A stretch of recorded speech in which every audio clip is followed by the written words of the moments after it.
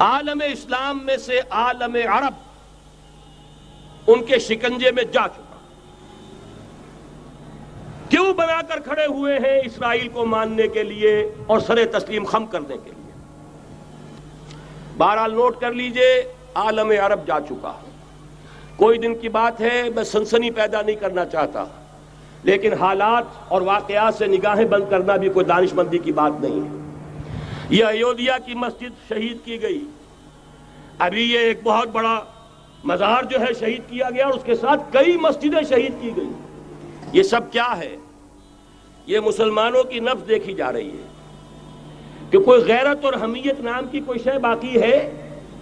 جیسے علامہ اقبال نے وہ نظم لکھی تھی، عبدالقادر روہیلا بڑا ظالم جفاجو کینہ پرور تھا، لیکن یہ کہ اس نے جو ایک ٹیسٹ لیا تھا کہ وہ جو عورتیں ہیں تیموری خاندان کی، ان میں کوئی رمق رہ گئی ہے؟ معلوم ہوا کہ نہیں، کہ غیرت نام تھا جس کا گئی تیمور کے گھر سے، ختم، غیرت نکل گئی۔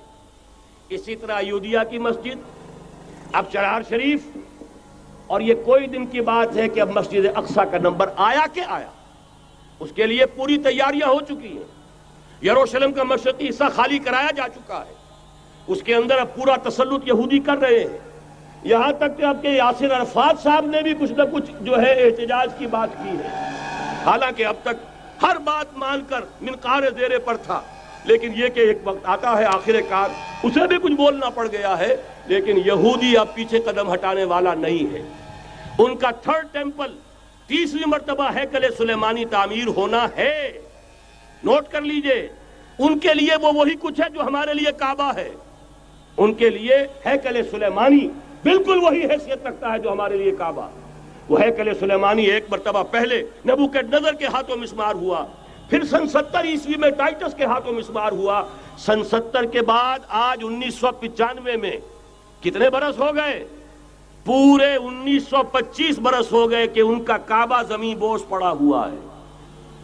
اب تک تو ان کا بس نہیں تھا، اب تو بس ہے کہ نہیں؟ اب ان کی حکومت ہے کہ نہیں؟ اب شاہ حسن ہو چاہے شاہ حسین، ان کے نوکر اور چاکر ہیں یا نہیں؟ اب انہیں ڈر کس کا ہے؟ لہذا کوئی دن کی بات ہے، مسجد اقصی شہید ہوگی اور ٹیمپل کی تعمیر شروع ہوگی۔ یہ تو بہرحال ایک نقشہ ہے۔ اگلا نقشہ آپ کو بتانا چاہتا ہوں، ایک دوسری تصویر ہے۔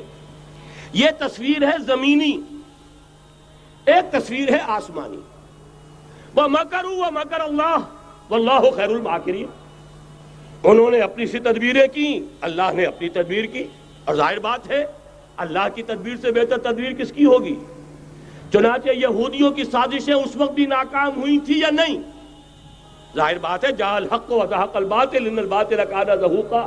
لہذا یہ آیتیں دونوں اعلان کر رہی ہیں کہ یہودیوں کی سازشیں بالآخر ناکام ہوں گی اور دین حق کا بول بالا ہو کر رہے گا۔ یہ تو ان آیتوں سے ظاہر ہے۔ یریدون لیطفئوا نور اللہ بافواہہم واللہ متم نورہ ولو کرہ الکافرون۔ یریدون ان یطفئوا نور اللہ بافواہہم ویابى اللہ الا یتم نورہ ولو کرہ الکافرون۔ هو الذی ارسل رسولہ بالہدی ودین الحق لیظہرہ علی الدین کلہ ولو کرہ المشرکون۔ اللہ نے تو بھیجا ہی ہے اپنے رسول کو اس فیصلے کے ساتھ اور یہ ذمہ داری اور مشن دے کر کہ جو دین حق آپ کو دے کر بھیجا جا رہا ہے اسے غالب کیجئے، نافذ کیجئے، قائم کیجئے، اس مشن کے ساتھ بھیجا جا رہا ہے۔ قرآن کہتا ہے ببانگ دول وما ارسلناک الا کافۃ للناس بشیرا ونذیرا۔ اے محمد صلی اللہ علیہ وسلم، ہم نے نہیں بھیجا ہے آپ کو مگر پوری نوع انسانی کے لیے بشیر اور نذیر بنا کر۔